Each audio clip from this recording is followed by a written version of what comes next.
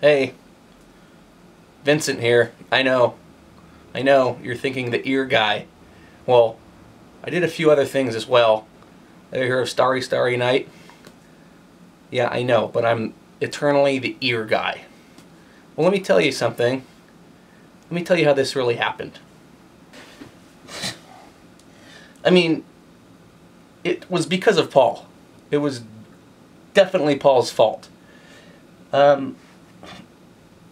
You know, ever since I met the guy, or when I first met the guy, I was positive that I had found this kindred spirit. You know, I bought a house in the south of France and invited him to come paint with me. I even painted the dang thing yellow, a color that he loves, by the way, and decorated it with all these paintings of sunflowers. You know, something that I'm also famous for. So when Paul arrived, I was ecstatic. We painted, we drank, we painted the town red, so to speak. You know, I felt like I had routine in my life. I was cooking all the meals, I was cleaning. It was blissful. But all wasn't blissful. You know, Paul painted a portrait of me, and you know, my comment was, that's me all right, but it's me mad.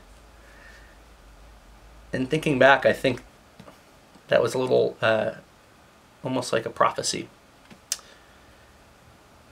We argued one day at a cafe, and yeah, maybe we had a little bit too much to drink.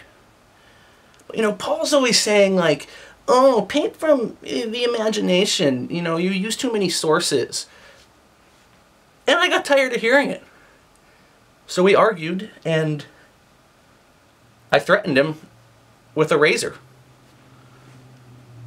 Now, Paul isn't really one to be threatened, and he stared me down. I backed off, and he left. So Paul was gone, and I was thoroughly ashamed of myself. And I did this. Cut off my ear.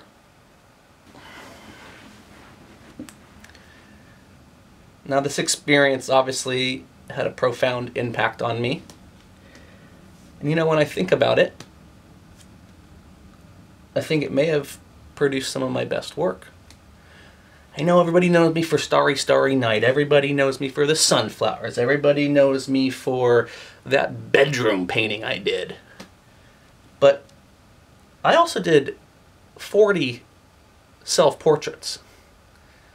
That's more than almost any other artist except for maybe my compadre Rembrandt, fellow Dutchman.